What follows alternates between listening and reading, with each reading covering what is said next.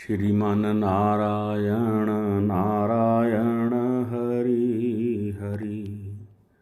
श्रीमन नारायण नारायण हरि हरि। श्रीमन नारायण नारायण हरि हरि। श्रीमन नारायण नारायण हरि हरि। प्रिय भक्तजनों, श्री सत्यनारायण व्रत कथा का दूसरा अध्याय बड़े ही शांति भाव से सुने। इससे आपको सुख समृद्धि और मन को शांति प्राप्त होगी। श्री सूत जी बोले, हे द्विजो, अब मैं पुनः पूर्व काल में जिसने इस सत्यनारायण व्रत को किया था उसे भली भांति विस्तार पूर्वक कहूँगा। रमणीय काशी नामक नगर में कोई अत्यंत निर्धन ब्राह्मण रहता था। भूख और प्यास से व्याकुल होकर वह प्रतिदिन पृथ्वी पर भटकता रहता था। भगवान ने उस दुखी ब्राह्मण को देखकर वृद्ध का रूप धारण करके उस द्विज से आदरपूर्वक पूछा, हे द्विज, प्रतिदिन अत्यंत दुखी होकर तुम किस लिए पृथ्वी पर भ्रमण करते रहते हो? हे द्विज श्रेष्ठ, यह सब बतलाओ, मैं सुनना चाहता हूँ। ब्राह्मण बोला, प्रभो, मैं अत्यंत दरिद्र हूँ और भिक्षा के लिए ही पृथ्वी पर घूमा करता हूँ। यदि मेरी इस दरिद्रता को दूर करने का आप कोई उपाय जानते हो तो कृपा पूर्वक बतलाइए। वृद्ध बोला, हे देव, सत्यनारायण भगवान विष्णु अभीष्ट फल को देने वाले हैं। हे विप्र, तुम उनका उत्तम व्रत करो, जिसे करने से मनुष्य सभी दुखों से मुक्त हो जाता है। व्रत के विधान को भी यत्नपूर्वक कहकर वृद्ध रूपधारी भगवान विष्णु वहीं पर अंतर्ध्यान हो गए।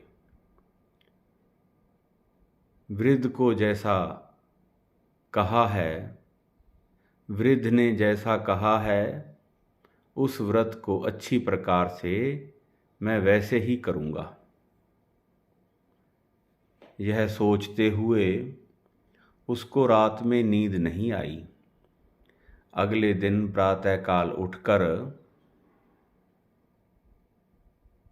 सत्यनारायण का व्रत करूँगा ऐसा संकल्प करके वह ब्राह्मण भिक्षा के लिए चल पड़ा।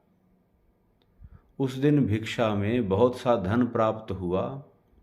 उसी धन से उसने बंधु बांधवों के साथ भगवान सत्यनारायण का व्रत किया। इस व्रत के प्रभाव से वह श्रेष्ठ सभी दुखों से मुक्त होकर समस्त संपत्तियों से संपन्न हो गया। उस दिन से लेकर प्रत्येक महीने उसने यह व्रत किया। इस प्रकार भगवान सत्यनारायण के इस व्रत को करके वह श्रेष्ठ सभी पापों से मुक्त हो गया और उसने दुर्लभ मोक्षप्रद को प्राप्त किया। हे विप्र, पृथ्वी पर जब भी कोई मनुष्य श्री सत्यनारायण का व्रत करेगा उसी समय उसके समस्त दुख कष्ट दूर हो जाएंगे। इस प्रकार भगवान सत्यनारायण ने महात्मा नारद जी से जो कुछ कहा, मैंने वह सब आप लोगों से कह दिया। आगे अब और क्या कहूँ। हे मुनिजनों, इस पृथ्वी पर उससे सुने हुए इस व्रत को किसने किया, हम वह सब सुनना चाहते हैं। उस व्रत पर हमारी श्रद्धा हो रही है। श्री सूत जी बोले, हे मुनियों, पृथ्वी पर जिसने यह व्रत किया उसे आप लोग सुने। एक बार वह द्विज श्रेष्ठ अपनी धन संपत्ति के अनुसार बंधु बांधवों तथा परिवारजनों के साथ व्रत करने के लिए उद्यत था। इसी बीच एक लकड़हारा वहां आया और लकड़ी बाहर रखकर उस ब्राह्मण के घर गया। प्यास से व्याकुल वह उसको व्रत करता हुआ देख प्रणाम करके उससे बोला, प्रभु, आप यह क्या कर रहे हैं? इसे करने से किस फल की प्राप्ति होती है, विस्तार पूर्वक मुझसे कहिए। विप्र ने कहा, यह सत्यनारायण का व्रत है जो सभी मनोरथों को प्रदान करने वाला है। उसी के प्रभाव से मुझे यह सब धन धान्य की प्राप्ति हुई है। जल पीकर तथा प्रसाद ग्रहण करके वह नगर चला गया। सत्यनारायण देव के लिए मन से ऐसा सोचने लगा कि आज लकड़ी बेचने से जो धन प्राप्त होगा उसी धन से भगवान सत्यनारायण का श्रेष्ठ व्रत करूँगा। इस प्रकार मन से चिंतन करता हुआ लकड़ी को मस्तक पर रखकर उस सुंदर नगर में गया। जहाँ धन संपन्न लोग रहते थे। उस दिन उसने लकड़ी का दुगना मूल्य प्राप्त किया। इसके बाद प्रसन्न हृदय होकर वह पके हुए केले का फल, शक्कर, घी, दूध और गेहूं का चूर्ण सवाया मात्रा में लेकर अपने घर आया। तत्पश्चात उसने अपने बांधवों को बुलाकर विधि विधान से भगवान सत्यनारायण का व्रत किया।